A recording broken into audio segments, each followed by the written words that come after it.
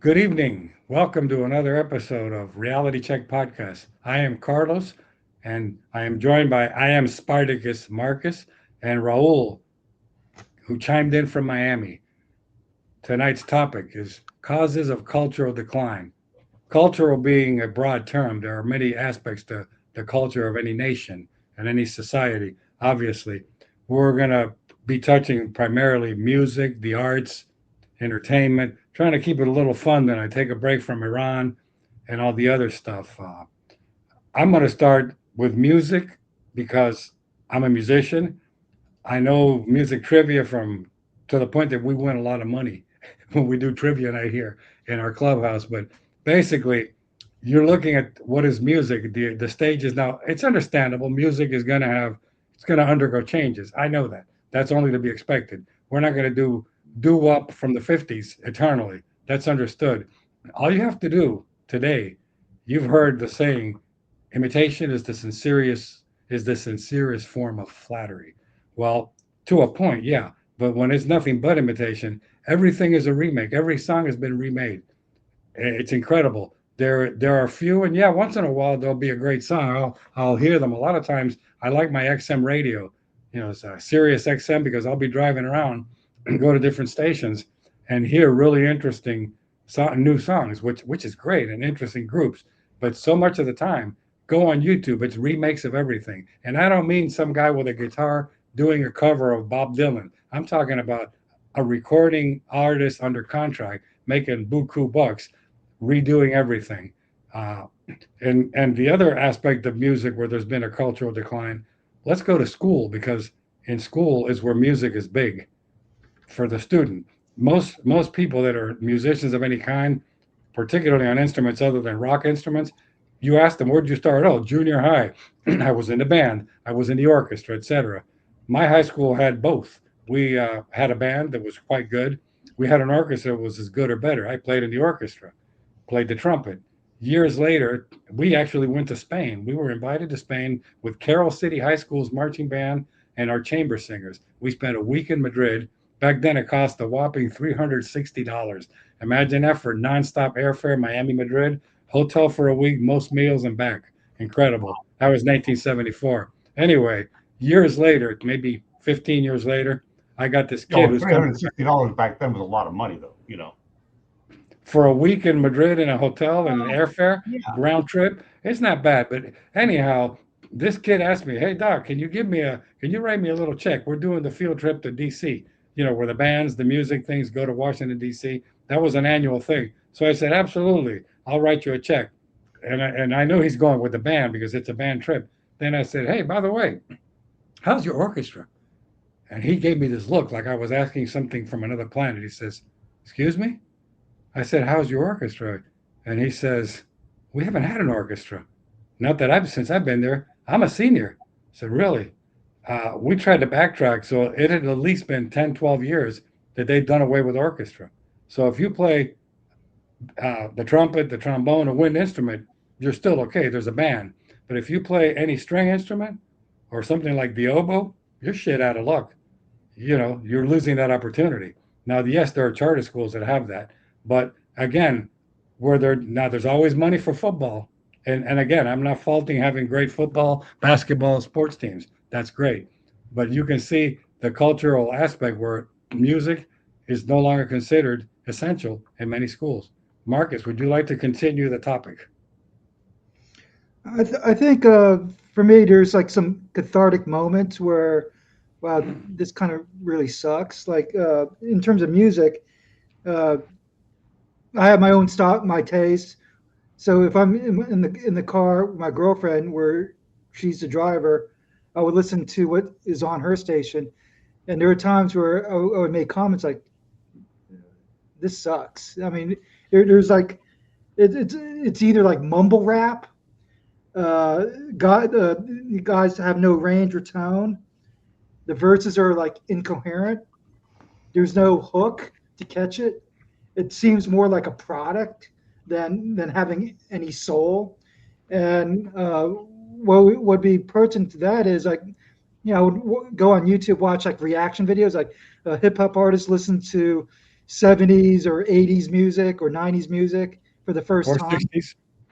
or '60s, and they're like, "Wow, this is actually pretty good." They're floored by it, like they never heard this before. They haven't. And then or they would go, uh, "Oh, I didn't know this was the original song." And the thing is, it's like and they were like iconic. And the thing is about where music becomes more of a product than having a soul is like you look at like Fleetwood Mac, their iconic album is where they all had marital or relationship problems. And Rumors. well, yeah, rumors, I have Oh, and it. yeah, I and remember and that. Yeah, sure. and every song stood on its own leg, and it had a message, and people gravitated towards it.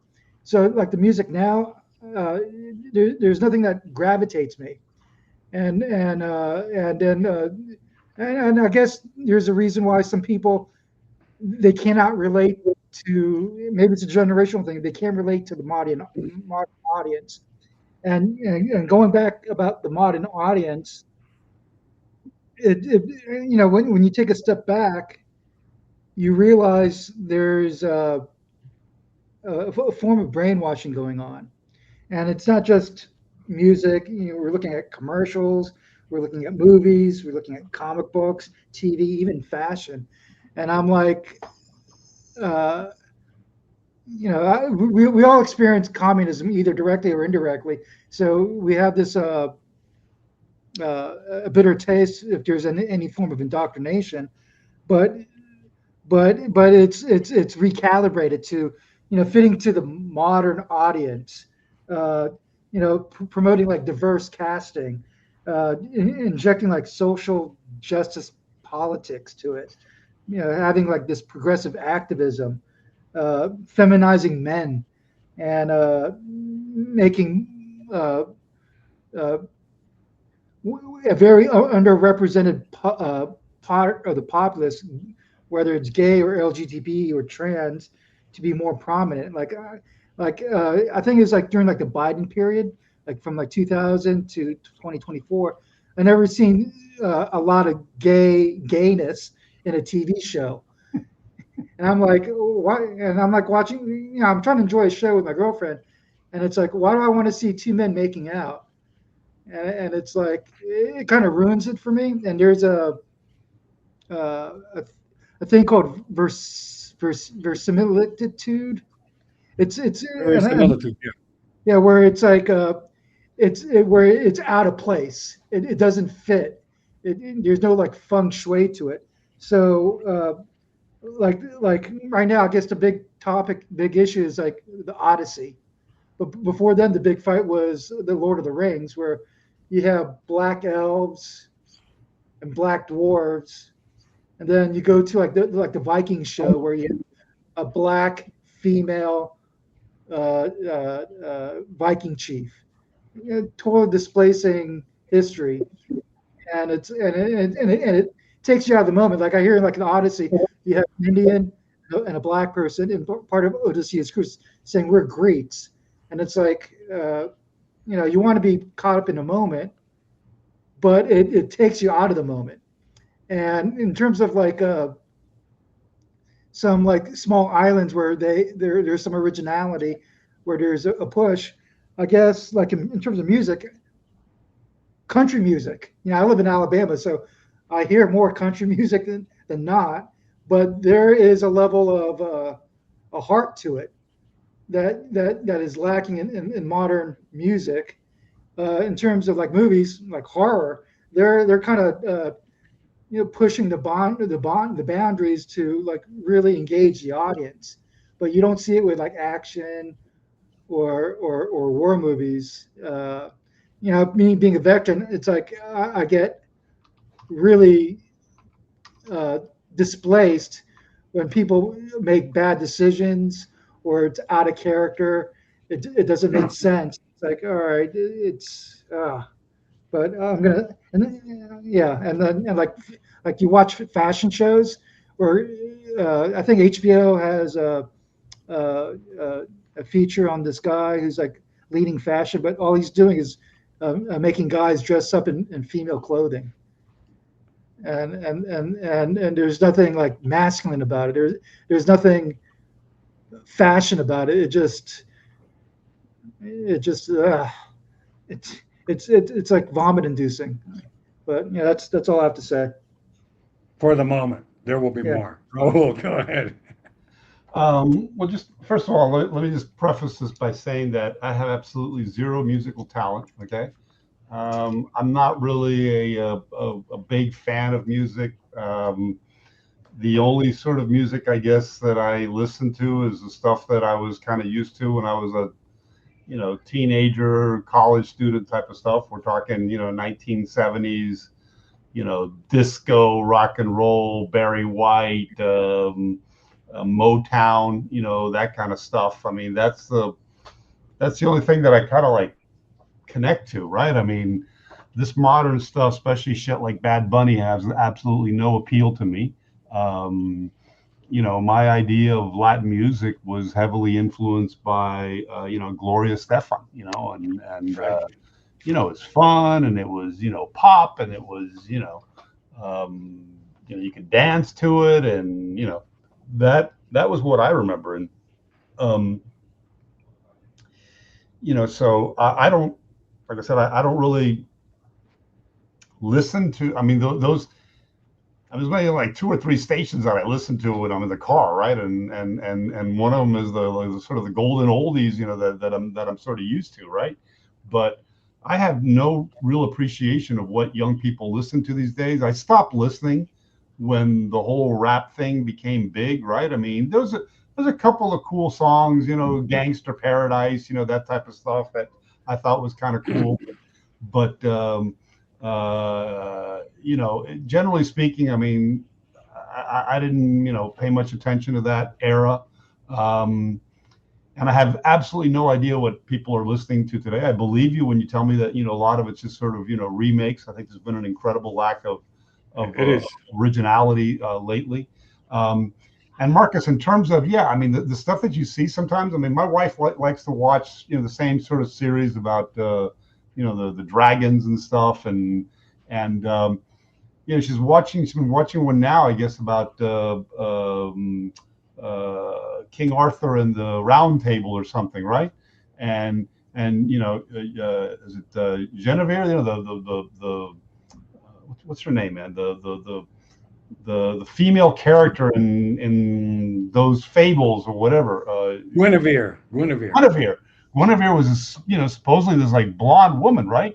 And in the Yeah. series, it's blonde, but she's a mulata. I mean, she's kind of like a, it's like, wait a second, that's not the image that I had. I had more like a Swedish girl. You know what I'm saying? Well, English. But if you think about it, man, I mean, we grew up in an era, man. I mean, I remember, when you would watch, Anthony and Cleopatra. Charlton Heston was, Anthony. And Liz Taylor, Richard Elizabeth Burton. Taylor played Cleopatra, right? And Yes. they were all like, white, Americans, right? And if you go back and you kind of read a little bit about history, you find out that the Egyptians were, a lot of them were very dark skinned, right? I mean, they were, from Ethiopia and, that whole region around there, right? And Or Greek nobility. yeah. But, we have these sort of perceptions of what people should be like, whether it's, Guinevere or Cleopatra or whatever. And but now it's taken to this extreme because now you have like, as Marcus was alluding to, it's like, wait a second, I don't, at least our generation's not used to it, right? I mean, I'm happy to see more diversity in films in terms of, some great actors out there starting, I mean, I remember the 60s, it was Sidney Poitier. Nowadays it's Denzel Washington. You got tons of great, African-American actors and all sorts of, talent in the Latin sphere, et cetera, et cetera. And I enjoy watching them, right?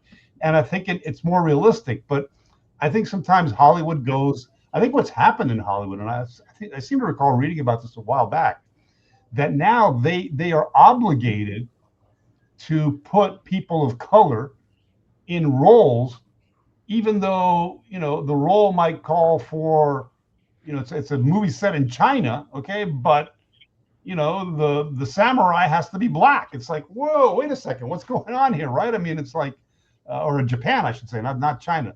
It's let's say it's a movie about Japan, okay, but now the motion picture industry has to, they are obligated to highlight minorities in every film they make, and to hell with historical accuracy, right? No, we're gonna have Denzel Washington as a samurai in Japan, type of stuff.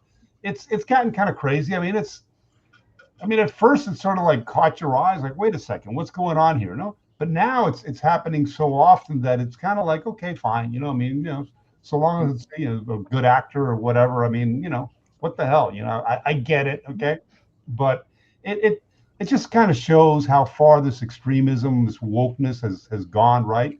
I'm like I said, I'm all for that diversity, but when that diversity clashes with historical accuracy, okay, then it's a bit of an issue. It was an issue for me, and it was like, but we didn't, I mean, we were Cuban, right? I mean, I was like, I didn't know that Charlton Heston wasn't a woman. I mean, that Elizabeth Taylor wasn't really Egyptian, or whoever played Cleopatra back then. Crazy stuff. But look, I think, like I said, I mean, I can't really opine much about music, movies. Yeah, I'm a big movie fan. The other night I watched that movie Project Hail Mary. Have any of you guys watched it? Science fiction?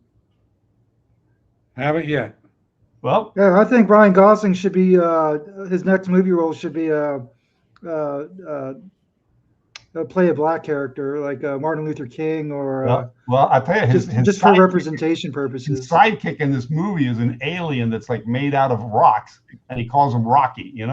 That's actually Yeah. well done. Rather long, but I like science fiction and stuff. So my wife was like slitting her wrists as we were watching the movie, but she doesn't really care for science fiction.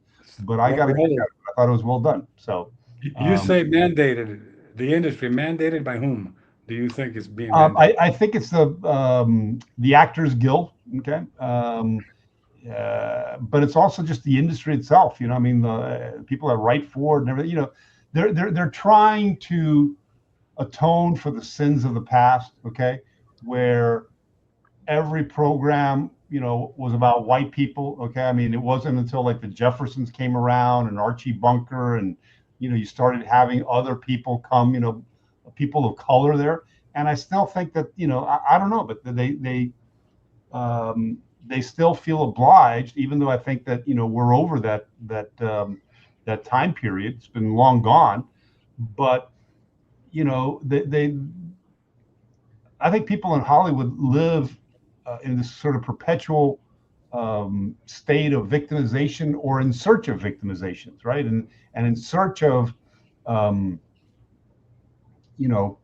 fixing mistakes from the past. I mean, look at this whole argument with reparations for slaves. I mean, what do I got to do with slavery, man? I mean, I didn't. My parents weren't even, in the United States back then, and even then, as somebody pointed out the other day, okay, slaves weren't owned by the government. Slaves were owned by private individuals, okay. So why does the government have to compensate you for slavery? And more importantly, what about the hundreds of thousands of Union soldiers that were killed, wanting to reverse slavery, end slavery? Is there any compensation for the families of those people that went out and got killed? So it's just the wokeness gone mad, in our society, and the left just trying to constantly apologize, divide people, find something to be pissed off at, make us feel guilty, make us feel like, oh my gosh, we have to walk on eggshells here because I can't offend anybody. And sadly, it's gone to a real extreme now with this whole transgender thing, man. I mean, some of these people are they're in serious need of mental help. Watching some videos today, this one person who identified as transgender just having a meltdown, man. It's like people need help, man. They seriously do. It's sad. Well, I wanted to go ahead, Marcus, make your comment because I want to go about the topic Raul just brought up. I want to Yeah, segue. I did too. One, I'm just going to give Raul a little pushback. I don't like calling black people African American unless they're first generation. Mhm. Coming from like Nigeria or Kenya. Yeah. Slaveborn. Any generation after that, they're American.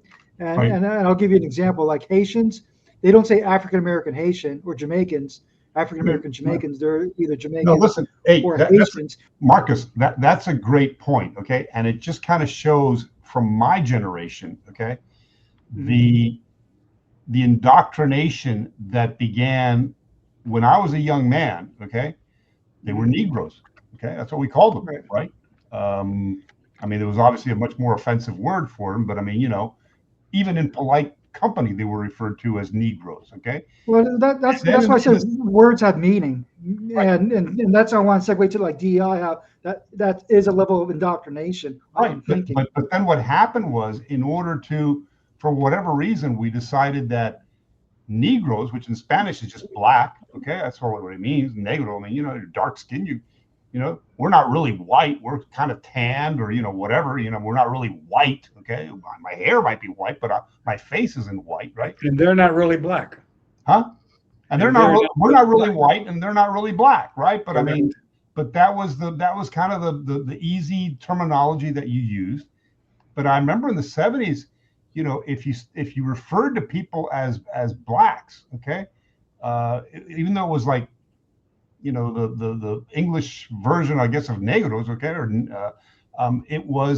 it became popular to refer to them as African American, and you would literally have to sort of like, I remember, I would like, wait a second, let me not say Negroes, let me say African American, and after a while, yes, it became habit. But I agree with you, Marcus. It's stupid, Cubans, here's what like a 30% or black. right? Now, So, it's They just, call themselves Cuban. They don't call African yeah, American. and again, listen, that is a uniquely. I mean, I never understood this stuff, man. Like, when you go to fill out these forms, in my entire life. So what are you? Are you white? I mean, this is like the government was obsessed in knowing what your racial background was, right? You could be whatever you wanted because they always had a category like for other, right? And I know a lot of people that just refuse to be put into the box of whether they're white or black, and they would just put other, and and they might be like really, really white. I mean, they might be lily white, right? But they just found it offensive, so they just checked off other. And then because they checked off other, they suddenly got correspondence for like, minority-owned, scholarships and stuff like that because they checked off other. I mean, look at Elizabeth Warren, Pocahontas, right? Pocahontas. Yeah, I mean, it's just it's a uniquely American thing, and I think the intention originally was perhaps good, okay, to sort of keep track of, the different racial components of our society, and to make sure that, we were, kind of, I guess, for whatever reasons, for things like that, for scholarships, for funding, whatever, that certain ethnic groups or racial groups weren't being left behind. But it really is kind of silly, So what the hell do you care whether I'm white or black or Indian, American Indian, or Native American, or whatever? I mean, it's insane. You should do away with it. Okay, Well, reparations. what it's doing, Reparations. I'd like to go now, please. Reparations are about buying votes. Reparations are about buying votes. You tell them that they were oppressed by the oppressors, and we're going to make those oppressors pay, by God. Getting back to the thing about the movies, um, I tried to start watching a series called Amadeus because, again, I played in a symphony orchestra. Mozart is, important to me. Well, turns out that his librettist, that's the guy that writes the words to your operas, is black. And it turns out that Amadeus is a Polynesian islander. Watson is not black. They created a sister for Holmes, Enola Holmes. She's cute as a button, but again, it's there was a famous movie about an English balloonist. He was the first guy to go a particular altitude. He did it alone. Oh no, but the movie, there's a woman there along with him, of course, because he couldn't have done it It's without her. Hollywood, man. It's silly. Yeah, You know, it's yeah. silly. It's The- checking off those boxes again. Marcus, did you want to say something? I'm sorry. Did you? Well, part of it was BlackRock uh, pushing the initiative for DEI, Yeah. and they're like one of the biggest venture capitalists, and they're uh, Yeah. using their full weight to push that agenda, which and it percolated down to education and culture. So like that's why you see like a lot of funding for like DEI initiatives in education, and you get the product. You get like I forget this lady who did that the Bud Light commercial. She was like Yeah. Harvard educated with an MBA, and she says, Dylan "Hey, it's Mulvaney. good to have a Are you? transgender for a male audience to put," and it's just an immediate backlash. But what we get is, even though they say it's catering to a modern audience, but what it highlights is the myth of woke capitalism and the myth of the modern audience. So what you're seeing is like a backlash. Like, hey, I don't, if I vote with my wallet, I'm not going to invest in your ideology, your level of brainwashing. So for me, I refuse to watch the Lord of the Rings TV show. I'm not going to watch The Odyssey. It just because I chose to. I'm not going to divest my time. As I'm getting older, I realize time has more of an intrinsic value to me than ever before. So I want to make the most use of it. And the thing is, there is that level of what you alluded to is institutional racism. There people say there's no racism, but thus there is racism, and the right is pushing back. Yeah, there is institutional racism when government is putting quotas or pushing white people out or Asians out to promote like blacks or LGBT getting the type of entrance or funding. Yeah, that's racism. But By that's the way, Hollywood is getting, touching on what Raul was saying about the pressure from the industry. Hollywood is getting their asses handed to them. There has never been a bigger threat for the so-called real actors as AI. They could be looking at being completely rendered irrelevant. The Oscars have been on Yeah. a, I don't have a graph right in front of me, but if you chart it, the number, you remember back 20 years ago when people wanted to see what's going to win, The English Patient, uh, Trip to whatever, and great movies that were competing, and Yeah. people stayed to the very end of the Academy Awards to see, and the Oscar goes to. Today, it's a bunch of movies only the industry people watch. Nobody watches. The same thing with the movies. How many movies are actually a big financial smash? And another pushback I see, Target got its ass handed to them with those crotch slings in front of the store when little kids are walking in. Bud Light, as you mentioned, Marcus, with Dylan Yeah. Mulvaney, got their asses handed to them. Sydney Sweeney, remember Great Jeans? They Yeah. tried to target her, and she's never been more successful. It, But it actually, listen, and Carlos, you bring up another point. I mean, talking about movies, right? Because this is the title of this is about cultural decline. And I remember, and I used to enjoy. I mean, I loved going. I still do love going to movies. Okay, and it was just something that you looked forward to because there were always especially during the summertime, right? yeah, Hollywood would usually release a lot of great movies, Indiana Jones, all these adventure movies, James Bond, whatever. They were released for the summer. Why? Because kids were out of school, and and Disney as well. The families would go to see the Disney movies, or you'd go to see the latest James Bond movie. A lot of it, a lot of those movies were released during the summertime, Jaws.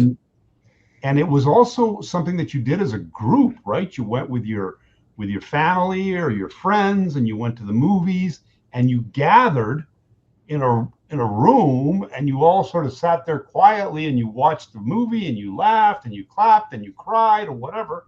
And it was, and then, afterward you had the popcorn and the soda, and you were doing something that is very rare these days, which is socializing. You were out with other people, and when you weren't watching the movie, you were, giggling or laughing or kissing or whatever you were doing, okay? But you were out in public, all right, and interacting with other people. And then afterwards, you would go for a coffee, or maybe before you had dinner, or maybe afterwards you go for dinner. And the mall was filled. And nowadays, it's all about this, man. It's all about this, right? That's the only thing that matters. You see your movies here, you talk to your friends here, you socialize here, you go online here, you hang out with your community here, and nobody does stuff face to face anymore. And that's a real tragedy. And I think it's already, I think, leading to completely different behaviors in this next generation of kids that have grown up with an electronic device in their hands, and they're perhaps lacking in certain social skills, communication skills, because they didn't Disassociate. have that opportunity to interact with others. Dinner and a movie used to mean dinner and a movie. Let's go have dinner, and then we've already checked the newspaper. Remember those? And the movie starts at 9:30. Now dinner and a movie is Grubhub because you can't fucking cook. These people don't know how to boil water, and then we'll watch something on our big screen TV. I mean, Yeah, that's cool to have a nice meal and watch something on your big screen TV. yeah. But And that, as and you by the say, way, you that go now to experience is dinner in a gone. restaurant, in any restaurant, okay? And I mean, I saw this the other day. I walked into, my favorite place. I love to go to Yard House, which is nearby. Yeah, I was meeting somebody there, and I walked in.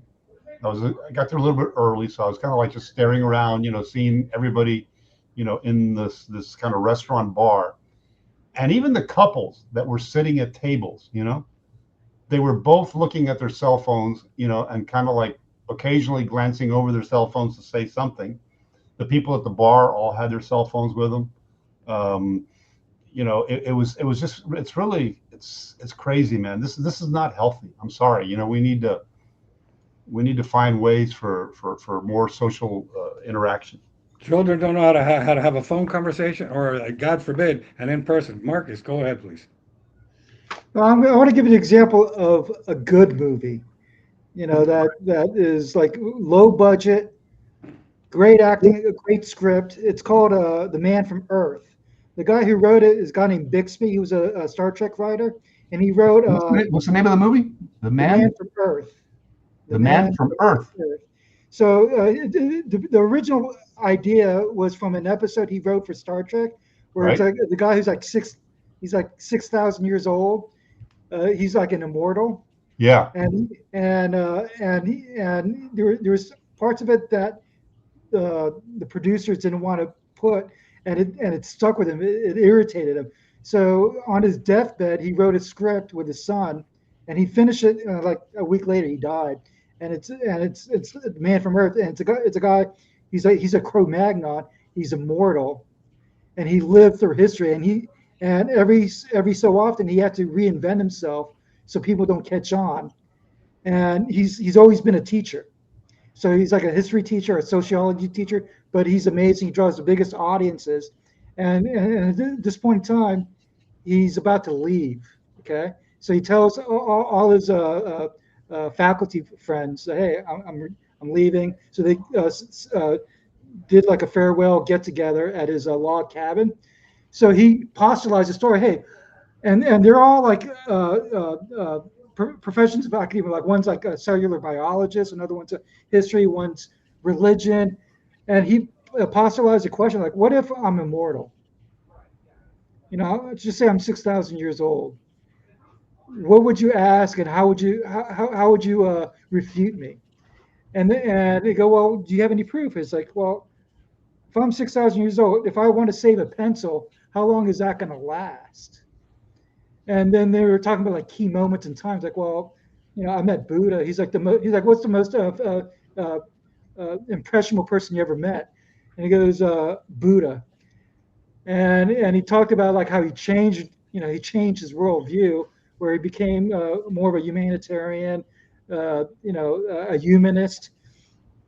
and he's like he met Michelangelo, but the faculty, and it's all in a couch. They're all getting sucked into this conversation. So you get people who are like naysayers. There's people who are like kind of like half believing if this is true or not. Then they talked about. Then they get onto religion, and this is where like like in the movies there are like 3 chapters, and the third chapter was like a very dark twist where you see people's reality was starting to break, and he was seeing that, and he goes, hey, you know what, I'm just it's an idea for a story, and he backed off.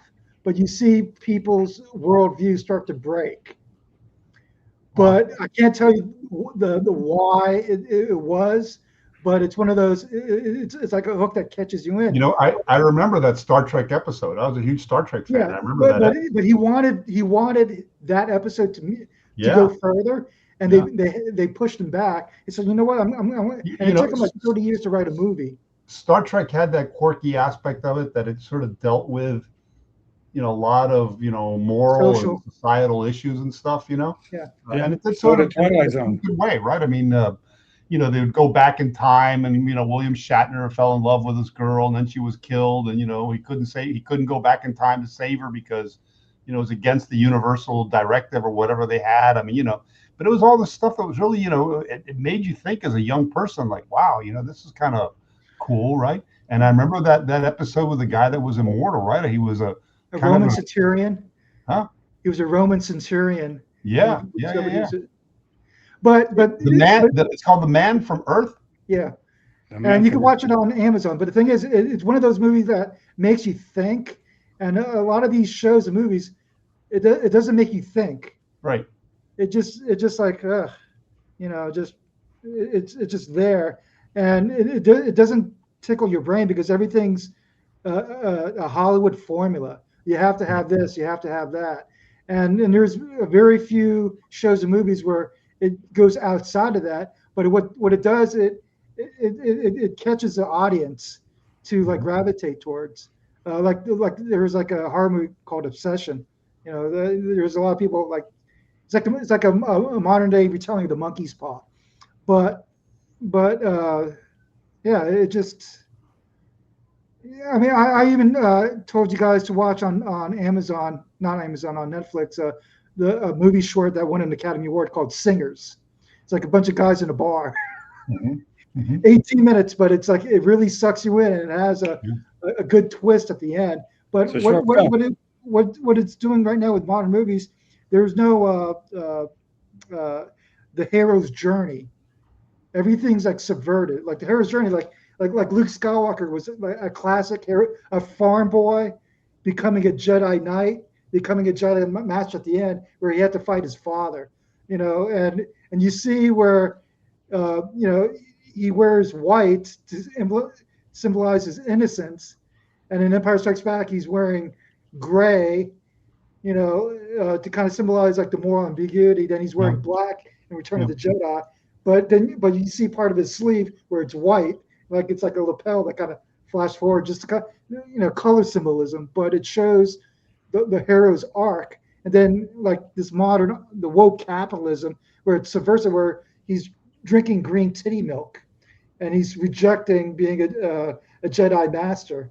Wow. And it's like, and then Han Solo's like a deadbeat dad. It's like, listen, man, I'm still a huge fan of the movies, even though they've changed dramatically. And I think kind of getting back to Carlos, what you were talking about for this this program about cultural decline, right?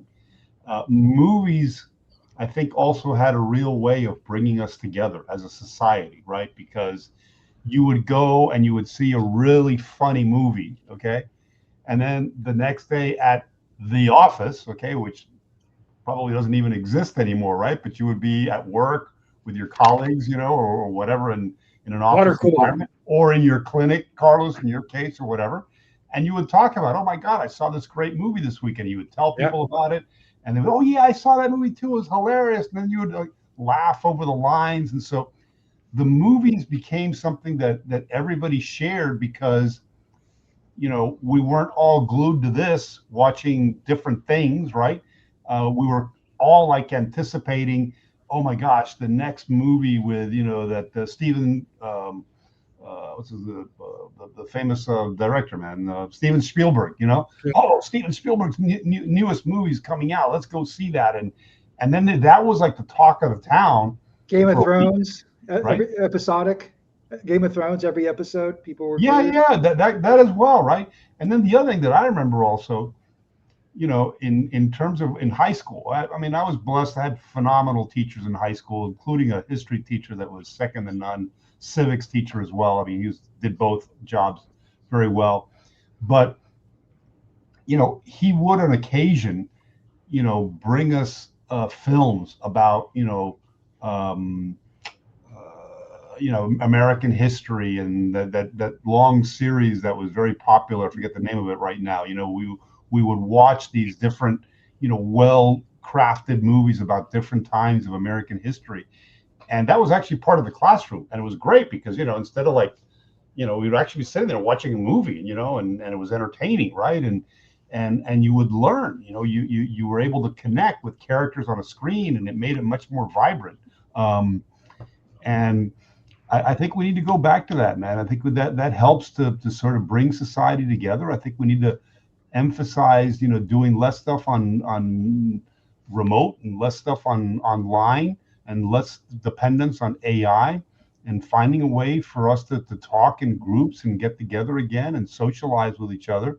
Because right now, this country is very, very, very divided for a lot of reasons that we've talked to in different programs, right? Um, Before, we all used to get pretty much the same news, right? There were 3, 4 major television stations, and everybody would watch those at night. And the next day, that was the news, and you would talk about it. But now, the news cycle is 24 hours a day. You're getting bombarded by it. And you're not getting objective news. You're getting what you want to hear, because the advertisers are targeting you specifically and not a general audience. So you're only getting the news that you want to hear in the format that you like and with the political orientation that you like. It's the algorithm. I wanted to touch on Right. some of the problems with this. Again, more backup, and then I also want to end it on also add in that there's a positive side to all this. You're seeing more than ever series based on what used to be a movie. They take a movie and now they make a series out of it. Because why? It's cheaper to do a series, and sometimes it's sad to admit that sometimes a series on cable is better written and better acted and tells a better story than a movie. You go on Netflix or any of those channels, they are just awash in crappy, mediocre movies with half-assed talent. Now that's the not so good part. I do see a good part though. It is possible to make a great remake. Example, you talked about the summer films. I remember very excited to go to the big screen in Gables Theater to see Midway, Charlton Heston, every Mm-hmm. alpha male in Hollywood. Phenomenal movie. The remake of Midway was damn good. I mean, they had the names, they didn't fictionalize, they didn't change anything. They told the story probably a little more detailed. So that's a rare example of a movie that can be done and was done and was excellent. The Outlander series, we watched Outlander. That's on Stars Network. It's novels, it's books. Every series, every season was basically one of her books. She's an American author, but my God, that woman did her homework. She got immersed in Scottish history with the Jacobins and the English kings, and just amazing. A Not lot the of Jack. gayness, though. There was so much gayness There's a that little too much of that, yeah. for Yeah, for but there for, was for them like a too. brief 20 seconds, I actually turned gay. But because of the male testosterone in my body, I rejected it. Otherwise, I would have been in the dark side of the force. Well, Tchaikovsky was gay, but don't tell anybody. Yeah. I'm waiting for a movie about Tchaikovsky. At least if they make him gay, Tchaikovsky really was gay. The other thing that gives me hope and encouragement, again, being a musician, I go on YouTube. I watch a lot of, apart from DIY stuff, how to change the timer on this or the light on that or the gauge on so and so. I see a lot of these young people discovering, as you said earlier, Marcus, discovering classic pieces, but also groups of not just people my age who grew up with that music. I'm seeing kids that could be my grandchildren, okay? And they're doing they get the same guitars, the same amps, and they're doing Beatle hits, they're doing Chicago hits to the T meticulously. Somebody educated those kids. I don't know who did, but God bless them. And those kids truly know. My best friend's kids, he's got 4 boys. They Yeah. all have a knowledge of classic rock that Raul was alluding to, 70s rock. That's amazing. And another high school friend of mine's got 2 daughters. The eldest daughter, same thing. She's a walking encyclopedia Yeah. of that. So You know, if it's I there, think, if you want to get it, if you want to seek it. yeah. I think Carlos, that there is, we're starting to see. I mean, I've noticed it, in my community. I mean, we're starting to see. I think this next generation understands that they are somehow untethered, right? That they are lacking some sort of sense of purpose or community or whatever it is that you want to call it. But there seems to be a longing there. And one of the places where I see it is in our church. I mean, we have a lot of young people coming to church, which is something that is new and refreshing. Yes. And I remember I think I mentioned this before at one point. University of Miami, young people at the University of Miami going to a Catholic mass on a Tuesday evening, okay, at the University of Miami, Suntan U, and some of the girls wearing, veils on the, veiled headdresses. And I remember after the mass talking to a bunch of boys saying, guys, when I was your age, I would, I wasn't going to mass on a Tuesday evening. Why are you here? Why are you doing this? And one of these guys just looked at me and says, Mr. Moss, this is, we need this because this university is just crazy. The level of debauchery here is unbelievable. The women are, practically naked, as they're walking around campus and stuff. And, this is a guy talking to me in a table full of men, young men, saying, what? God, I mean, these women are normal here. I mean, we get to interact with, people that, that we want to, perhaps marry or something, right? But because what's out there right now is not healthy, right? I mean, maybe I'm making too much of that, but I'm seeing more people, young people, seeking out stability, whether that stability is in a family structure, with religion, with socialization, with breaking off from the dependence on technology. I'm beginning to see more of that, and I hope it continues. And I think it's important to emphasize it for the next generation. Girls are having like a craft day, like a get back to oldies type day, where they're actually sewing, they're doing needlepoint, they're making jewelry, even just a bead chain. They're actually using their hands and creating something, Yeah. which used to be something. I mean, I did that my entire life, including for a living. But Yeah, for a lot of people, that's a in foreign concept. high school, we had obligatory shops for boys, and the Yeah, girls had like homemaking classes, right? I mean, it was obviously home very ec, yeah. sexist, but we had to learn how to tear apart a lawnmower engine and put it back together again, and we would be tested on it. We had to learn how to work, had some woodworking projects and things like that, and Yeah, those yeah, were valuable life skills that my wife, like, when she got married, she was amazed that I could actually, like, fix electrical stuff. I could install yeah. switches. If I could, do Same basic here. electrical stuff around the house. She thought it was like, wow, you can do that. I'm like, yeah, what's the big deal? It's like, I can Right. change a tire too. It's not a big deal. Yeah. I mean, Minor plumbing. There's people that they hire to assemble. You buy like a shelf unit for books, one of these things maybe, and yeah, there are people online can't figure out the instructions. I mean, my God, it brings everything, even a cheap wrench. no, listen, Hire me, I'll do it and by for the you. way, a lot of the new cars today, especially the hybrids that have those big batteries in the back, they don't have spare tires anymore.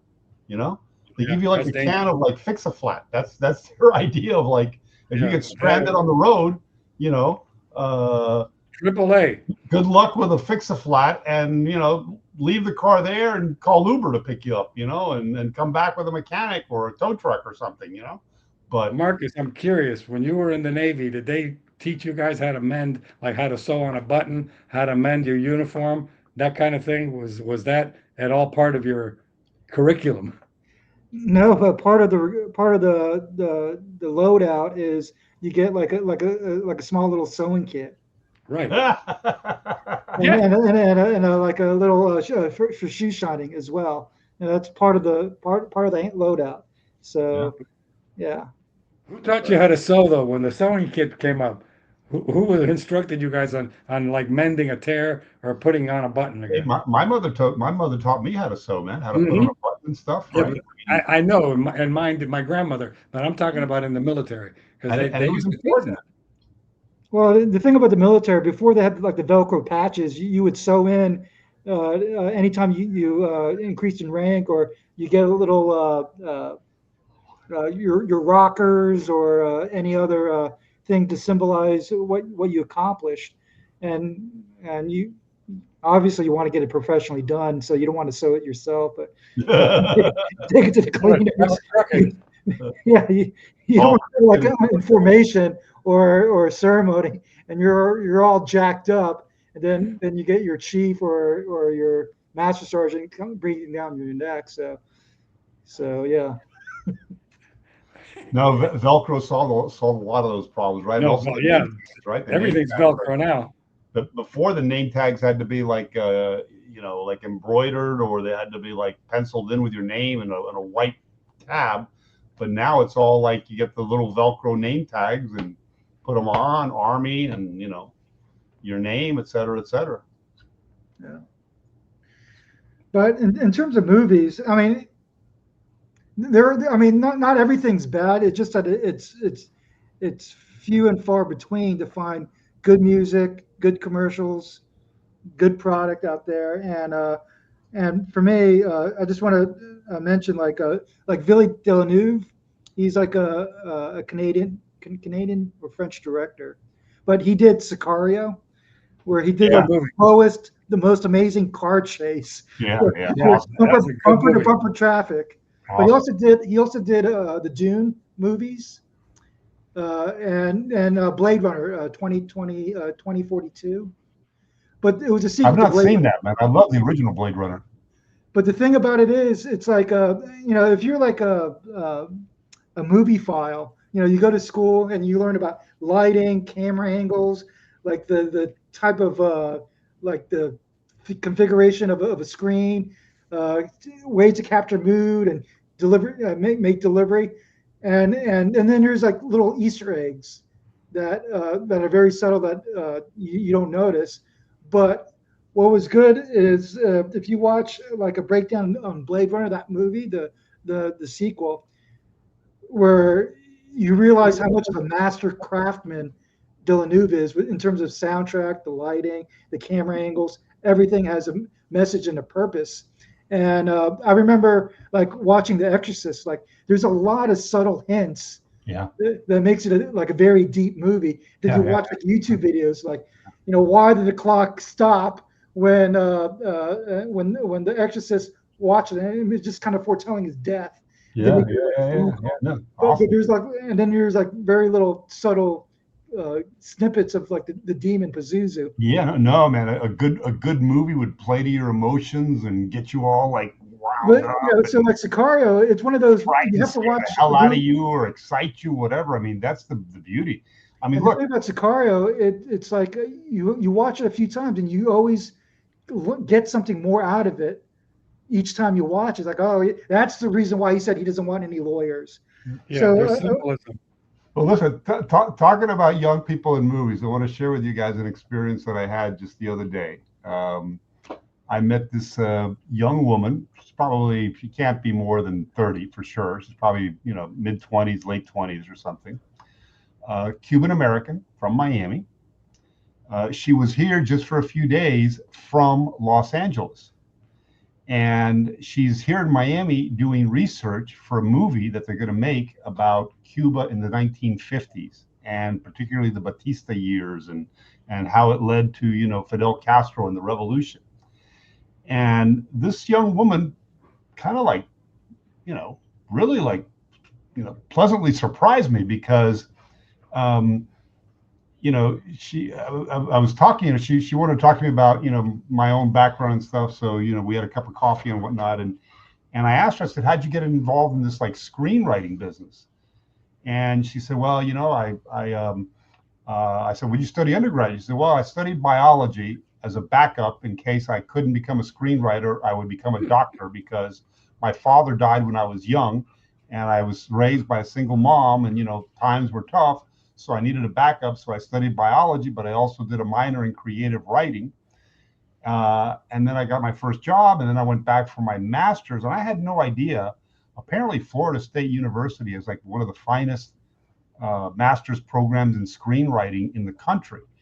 And it only selects like 5 people a year. It's like a 2-year rigorous program in like screenwriting for movies. And so this girl was part of this class. They sent her to London as well, like for a year to study in the theaters there. And afterwards, when they graduated, they were just talking about what they wanted to do when they finally got out. And to give you an idea why I like this girl so much is because she said when they came to me, what they asked me what I want to do with all this stuff I had learned. So I want to make enough money to lead a revolution and kick the Castros out of Cuba. I was like, yeah. Yeah, thank God. Yeah. This girl, I wish she could be my daughter, man. How can I make her my honorary daughter or something, right? It was like, whoa. Yeah, prepare the papers, right? Huh? Yeah, well, there are people waking up. I loved it because I realized, wait a second, all these Hollywood types aren't really, this girl's obviously very different, right? I mean, she's in Miami, she's Cuban, she's doing some backstory.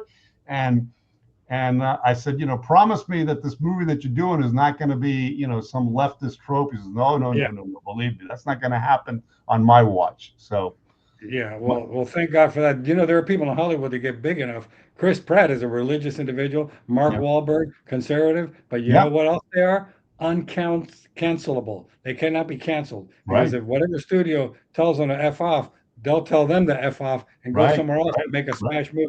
And even Sydney Sweeney, that's not up at that level. With her, obviously, it's mostly her appearance. But even she cannot be canceled anymore, whether it's commercials, whether it's selling jeans, or whether it's making movies. So what's the conclusion? What's the conclusion of this episode? Are we hopeful or pessimistic about the future of young people in America? Let's go around the clock and then maybe wrap this up. I'm alarmed at some of the stuff, but at the same time, I am reinvigorated and relieved to see that a lot of young people, as you said, the youngest generation is getting it, and they're not drinking the Kool-Aid. They're seeing, this movie sucks. I'm not going to watch it.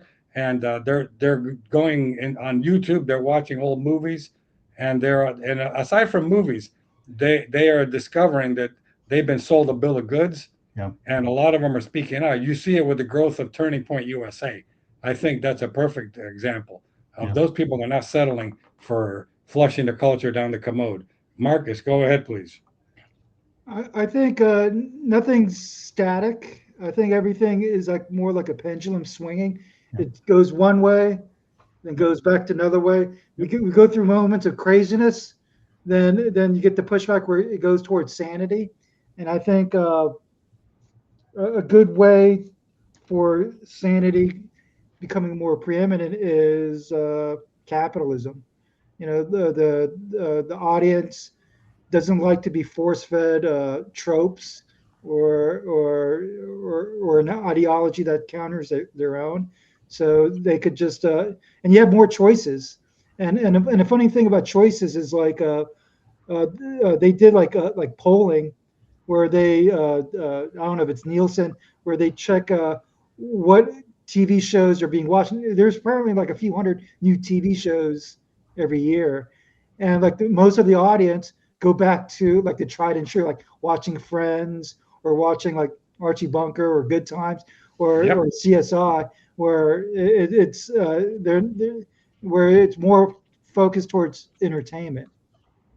And I like it's not all bad. It's that there are some gems coming through. Like I mentioned about Villeneuve, Sicario, and whatnot with Dune.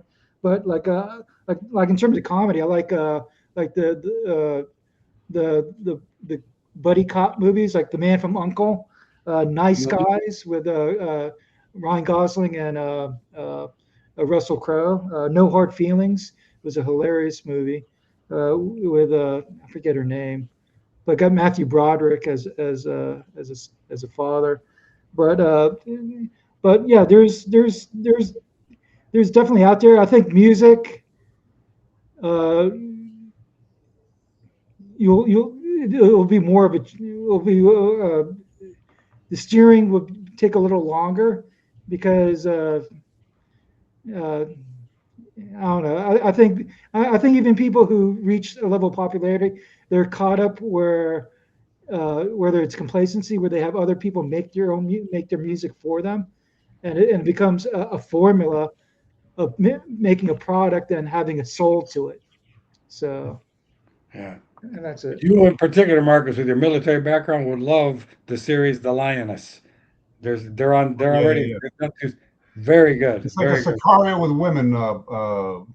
Hey, yes. So take Well, this. Take this the guy who home. wrote Sicario Yeah, did Lioness and right, right, Landman, right. but I don't know. I'm Go pretty see it. particular I about agree. watching like Linus is pretty military good. or police because it's like there has to be a common sense to it. There has to be a logic, and then you get people writing scenarios where it doesn't make sense. It's actually stupid, and I'm like, it takes me out. It's So like Reacher. There's a episode where this cop is being shot at from like three different sides, and instead he gets up and starts walking in a line of fire, shooting and killing people before being gunned down. It's like normally you kind of hide when there's cover. yeah, You don't and go the on a guy, suicide trip. yeah, and then the guy's a fucking liberal to boot. Raul, bring us home so we can wrap this up No, today. listen, man. Listen, I think it's been a great conversation, a fun conversation, something a little bit different. Yes. I'm hopeful too. I think that we're starting to see a resurgence of interest in things that are more tangible, more important than just gabbing on social media 24/7. I think that's healthy. I love movies. Even though I can't say I'm a great follower of music or whatever. I'll tell you one thing, man. I love going to see a orchestra play. Cleveland Orchestra, the class. Some of the Tchaikovsky, Beethoven, that kind of stuff. It's when it's Yes. a good orchestra, it is phenomenal.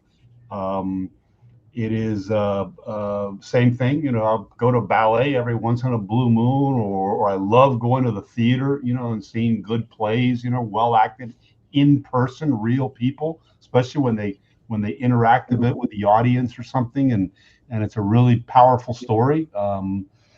Those things, I think we need to promote more of that, right? And I think it's an important part that I don't think we're talking about often enough because we're spending too much time talking about the things that divide us and not the things that unite us, right? And I think music and theater and entertainment has a way of uniting all of us and reminding all of us that, we're Americans first and foremost. And, the things that bind us are a lot more important than the things that divide us. And Oh, I'm happy to say that the masterworks are appreciated. I go to the opera, go to the symphony, and there's not just a lot of people, there's a lot of young people. Marcus, Right. let's I just wrap it wanted up. to Go add to ahead. what Raul said about uniting. It's like the FIFA World Cup. It showed like Yeah. the European, Latin American, Yes.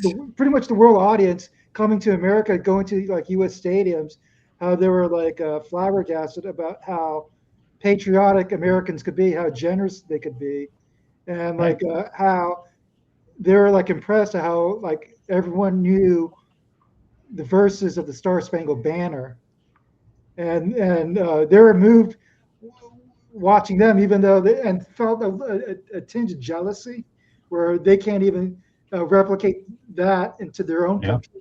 Yeah. They That's the fell in love with problem. ranch dressing, Bucky's, Waffle House, Ella Langley. Who knew? I didn't even know who Ella Langley was. Man, she's terrific and she is hot. And Uh-huh. Freddie from Germany made her an even bigger star. So there is yet hope. Yeah. So as we wrap this up, watch movies, listen to classical music, listen to good rock music. But there's a lot of stuff out there, and I look at YouTube as the modern version of a jukebox. It's And by the free. way, listen to us here, okay? Like and That subscribe. too. That too. Like and subscribe if you like Make- what you heard. Make the All right, exception and watch us on your iPhone or on your computer, okay? Yes, we're don't good on don't any go to the screen. movies. Watch us instead. Yes, we're good on any size screen. So with that, I bid you all good night. Take care. Yeah, but